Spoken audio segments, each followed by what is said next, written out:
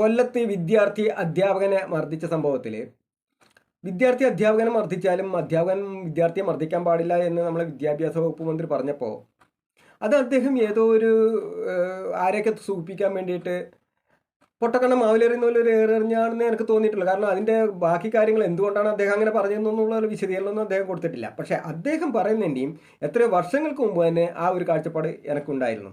ഒരു വിദ്യാർത്ഥി അധ്യാപകനെ മർദ്ദിക്കുന്നുവെങ്കിൽ ആ അധ്യാപകൻ തീർച്ചയായിട്ടും അധ്യാപകൻ എന്ന നിലയിൽ 100% പരാജയമാണ്. അദ്ദേഹം ആ സ്ഥാനത്ത് തുടരാൻ യോഗ്യനല്ല എന്ന് തന്നെയാണ് എൻ്റെ അഭിപ്രായം.